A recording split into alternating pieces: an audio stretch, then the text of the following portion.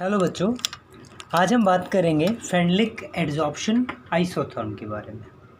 ठीक है, तो फ्रेंडलिक एड्जॉर्प्शन आइसोथर्म क्या होता है? देखिए, जब हम आइसोथर्म की बात करते हैं तो आइसोथर्म का मतलब क्या हुआ? देखिए, आइसोथर्म इसका मीनिंग क्या हुआ? Same temperature. जब एड्जॉर्प्शन होता है, एड्जॉर्प्शन के लिए हमें रिक्वायर्ड चीज़ क्या है कि जब प्रेशर कैसा होना चाहिए? High. Okay, pressure should be high and temperature should be low. Temperature कैसा होना चाहिए? लो होना चाहिए। तो अगर प्रेशर हाई है तो एड्जॉर्प्शन भी क्या होगा? एड्जॉर्प्शन भी क्या हो जाएगा? हाई हो जाएगा। लेकिन अगर टेम्परेचर हाई हो जाता है, अगर टेम्परेचर हाई हो गया तो एड्जॉर्प्शन क्या हो जाएगा? ये लो हो जाएगा। तो हम ये कह पाएंगे कि एड्जॉर्प्शन जो है वो डायरेक्टली प्रोपोर्शनल है प्रेशर के, बट एड्जॉर्प्शन इन्वर्सली प्रोपोर्शनल है टेम्परेचर के। भाई, केमिजॉर्प्शन में थोड़ा सा डिफरेंस कुछ और होता है, उसके बारे में हम बाद में डिस्कस करेंगे। ठीक है, तो देखते हैं एक बार। अब हमने जब प्रेशर जब अगर लो था हमारे पास, जब हमारे पास लो प्रेशर था, अगर हमने क्या किया, हमने एक चैम्बर लिया, इसके अंदर सरफेस पे कोई एड्जॉर्बेंट डाल दिया, सूटेबल एड्जॉर्बेंट डाल दिया हमने, और साथ में कुछ गैसेस डाल दी यहाँ पे, ऐसे बहुत सारी गैसेस इसके अंदर ऐड कर दी, या मान लीजिए कोई एक स्पेसिफिक गैस ऐड कर दी, क्योंकि नेचर तो एड्जॉर्बेंट का भी ज़रूरी है, मायने रखता है, वो भी इम्पॉर्टेंट है।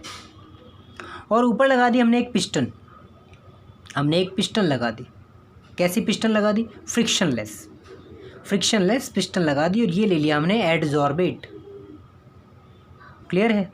ये हमने क्या ले लिया? एड्जॉर्बेट ले लिया। अब जो एड्जॉर्बेट हमने लिया, हम जब अगर प्रेशर को थोड़ा सा कम, मान लीजिए हमने स्टार्टिंग में थोड़ा प्रेशर बढ़ाया, प्रेशर बढ़ाएंगे तो क्या होगा? एड्जॉर्प्शन बढ़ेगा। हम क्या करें? प्रेशर थोड़ा सा रिलीज़ कर दें, उसके बाद प्रेशर थोड़ा सा रिलीज़ करेंगे, यानी कि ऊपर की तरफ लेकर जाएंगे, पिस्टन को ऊपर की तरफ खींचेंगे, प्रेशर कम हो जाएगा। जब प्रेशर कम होगा तो व्हेन हम लिख लेंगे at low pressure adsorption and desorption rate becomes equal. मतलब क्या हो जाता है? इक्विलिब्रियम अटेन किया जा सकता है। वहाँ पे क्या होगा? इक्विलिब्रियम अटेन हो जाएगा। ठीक है, इक्विलिब्रियम अटेन हो जाएगा। जब इक्विलिब्रियम आ जाता है, इक्विलिब्रियम आ जाने के बाद क्या होगा? इक्विलिब्रियम आ जाने के बाद एड्जॉर्प्शन और डिसॉर्प्शन साथ साथ होंगे। ठीक है, क्या होगा? एड्जॉर्प्शन और डिसॉर्प्शन साथ साथ होते हैं। ऐसा कब होगा? जब हम टेम्परेचर को क्या करें? कांस्टेंट। जब टेम्परेचर को क्या कर दें? कांस्टेंट, तभी तो हम उसको आइसोथर्म बोलेंगे ना। ठीक है, तभी तो हम उसको आइसोथर्म बोलेंगे। ठीक है, आगे देखें। अब क्या होता है? अब देखिए, हमने क्या किया? हमने x/m वर्सेस p के एक ग्राफ डिज़ाइन किया। x/m versus p। अब यहाँ पे x क्या है? x क्या है? Amount of adsorbate being adsorbed on the surface of adsorbent, और m क्या हुआ हमारे पास? यानी कि जितनी अमाउंट एड्जॉर्बेट की एड्जॉर्बेंट के ऊपर एड्जॉर्ब हुई, उसको कहते हैं x। m क्या हुआ? मास ऑफ एड्जॉर्बेंट, जो कि हम कितना ले लेंगे? 1 ग्राम। जो कितना लेंगे हम? 1 ग्राम इस एड्जॉर्प्शन आइसोथर्म के लिए। P इज़ द प्रेशर, हमें अच्छे से मालूम है। और उसके साथ साथ क्या करेंगे, टेम्परेचर को कांस्टेंट कर देंगे। तो हम एक ग्राफ बनाने वाले हैं। हमारे पास एक ग्राफ बनेगा, जो ग्राफ है कुछ ऐसा होगा। ये होगा हमारे पास P दैट इज़ प्रेशर, ये होगा हमारे पास x/m, ये ऊपर की तरफ। यहाँ पे हम एक चीज़ नोटिस करते हैं, जब ये ओरिजिन से स्टार्ट होगा, जब हम प्रेशर को इस तरफ से बढ़ाते जाएंगे तो क्या होगा, पहले तो हमें मिलेगी एक स्ट्रेट लाइन, हमें एक स्ट्रेट लाइन मिलेगी। स्ट्रेट लाइन मिलने के बाद जैसे ही हम प्रेशर को बढ़ाते जाएंगे, देखो हम इस तरफ से बढ़ा रहे हैं, इस तरफ बढ़ा रहे हैं। ऐसे में क्या हो रहा है, x/m की वैल्यू भी लगातार डायरेक्टली प्रोपोर्शनल हो रही है। अभी क्या है, x/m P के डायरेक्टली प्रोपोर्शनल है। लगातार ऐसे ये क्या होगा, स्ट्रेट लाइन आती जाएगी और फाइनली एक ऐसी स्टेट आएगी कि ये बिल्कुल सीधा हो जाएगा। फाइनली एक ऐसी स्टेट आ जाएगी कि जो प्रेशर है लगातार बढ़ाने से भी x/m की वैल्यू में कोई चेंज नहीं होगा। प्रेशर को लगातार बढ़ाने से इस तरफ बढ़ाए जा रहे हैं हम, तो इसको x/m की वैल्यू में कोई चेंज नहीं होगा। तो जो पॉइंट आएगा जहाँ से इसने बढ़ना स्टार्ट किया, जहाँ से इसने कर्व बनना स्टार्ट किया, ठीक है, यहाँ तक लगभग ये मान लीजिए, यहाँ तक ये लगभग कर्व बना। उसके बाद इस पॉइंट पे आने के बाद, इस पॉइंट के आने के बाद क्या किया, आगे प्रेशर इंक्रीज बेशक करते गए हम, x/m की वैल्यू में कोई चेंज नहीं आया। तो इस पॉइंट को हम क्या कहते हैं, सैचुरेशन पॉइंट ऑफ प्रेशर। क्या कहते हैं इस पॉइंट को, हमने इसको लिख लिया PS, हमने इसको क्या लिखा, PS, ओके, हमने इसको क्या लिख लिया, PS। PS का मतलब क्या होगा, PS का मतलब होगा पॉइंट ऑफ या saturation point of saturation of pressure. भाई प्रेशर सैचुरेट हो गया, अब चाहे बेशक का प्रेशर बढ़ाते जाएं। एज लाइक डिसोल्यूशन में भी कुछ ऐसा ही था, बात समझ आ रही है, वहाँ पर भी कुछ ऐसा ही था। जब हमने एक बार वाटर के अंदर शुगर मिक्स करते गए आखिरकार उसने घुलना बंद कर दिया, क्योंकि स्पेस ख़त्म हो गया, अब इक्विलिब्रियम अटेन हो जाता है यहाँ पे, ठीक है। तो यहाँ के बाद इक्विलिब्रियम अटेन हो जाएगा, बात समझ आ रही है। तो हमें पता चलता है कि x/m, जो x/m है वो डायरेक्टली प्रोपोर्शनल है किसके, प्रेशर के। कब, जब लो प्रेशर था, लो प्रेशर से लगातार ये क्या हुआ, हाई होता गया। जब लो था तो x/m की वैल्यू क्या थी, लो थी। हाई हुआ तो x/m की वैल्यू क्या हो गई, थोड़ी सी हाई, थोड़ी सी क्या, काफ़ी हाई हो गई। जब ये बहुत ज़्यादा हाई हो गई, वेरी हाई, किसकी वैल्यू भाई, प्रेशर की, तो क्या हुआ, x/m की वैल्यू जो क्या हुई, कांस्टेंट हो गई। अब चीज़ों को समझिए, जब हमारे पास ये वाली पोजीशन थी तब हम लगातार इंक्रीज़ करते जा रहे थे, वैल्यूज़ लगातार x/m की बढ़ती जा रही थी। तो x/m डायरेक्टली प्रोपोर्शनल का साइन हटाएंगे, आ जाएगा k × p। अब p की पावर यहाँ पे क्या है, लगभग 1 मानेंगे इसको। क्यों भाई, क्योंकि देखो p की पावर अगर 1 है तो इक्वल टू क्या होगा, p। लेकिन अगर p की वैल्यू क्या होता है, 0, तो ये क्या हो जाता है, यूनिटी। क्या हो जाता है, यूनिटी हो जाएगा नहीं, क्लियर है। तो जब ये क्या है, जब हाई प्रेशर और x/m is equal to k × p0, ठीक है, p0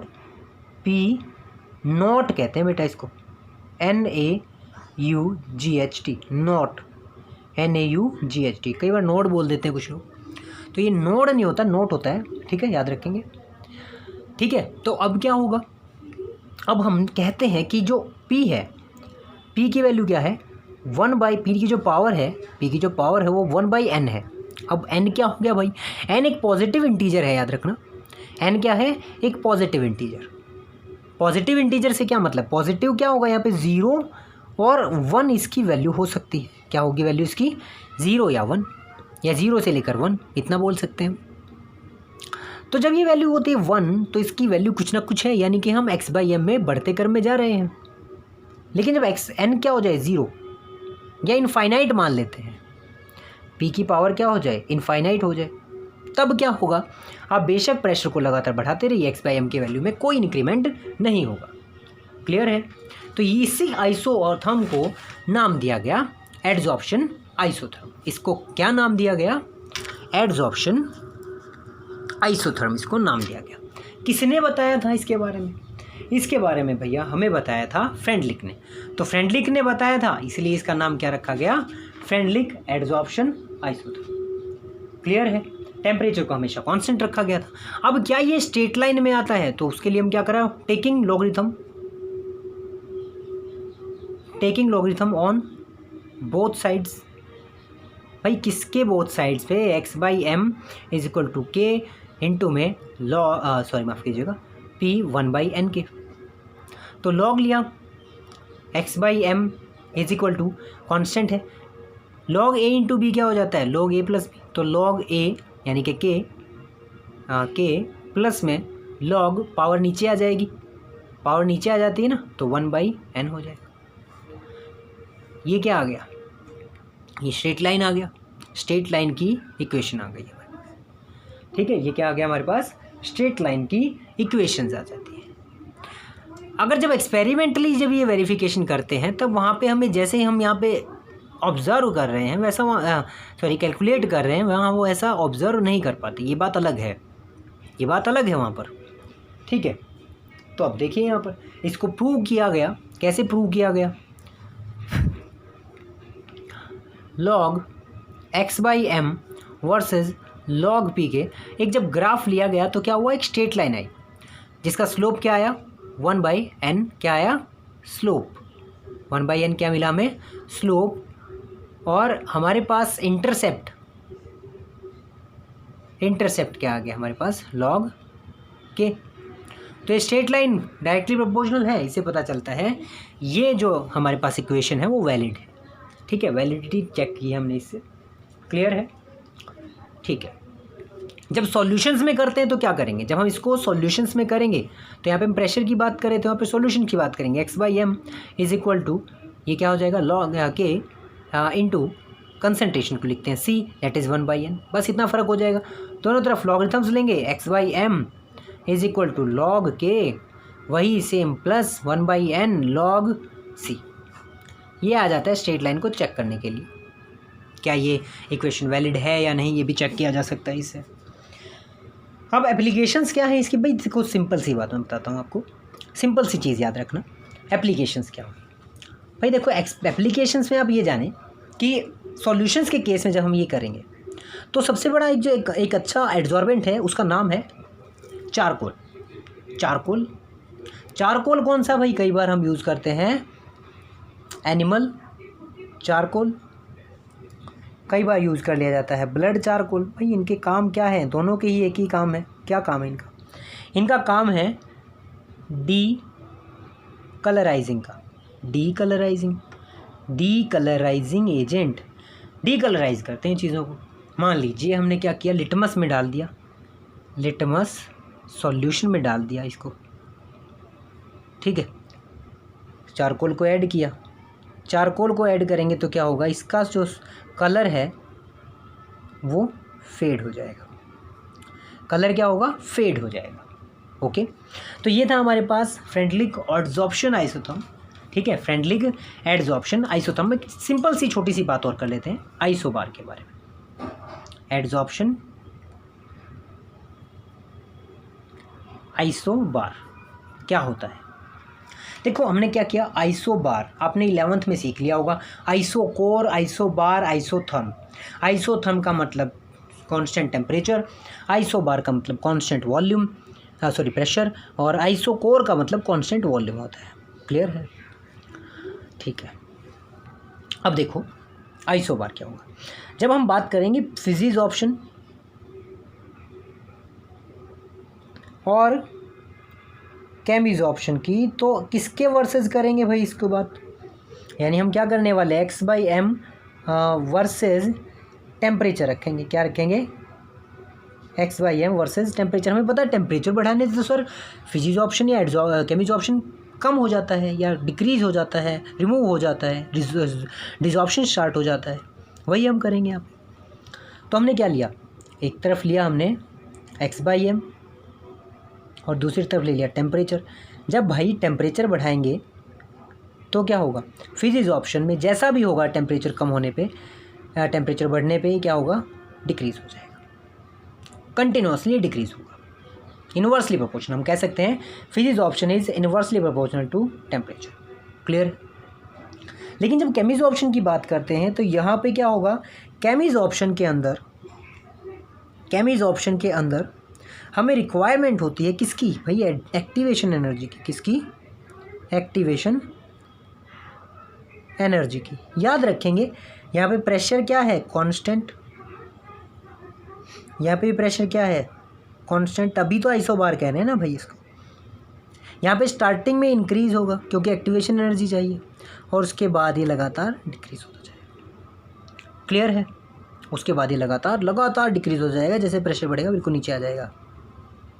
ओके ठीक है, तो ये होगा आज के लिए काम।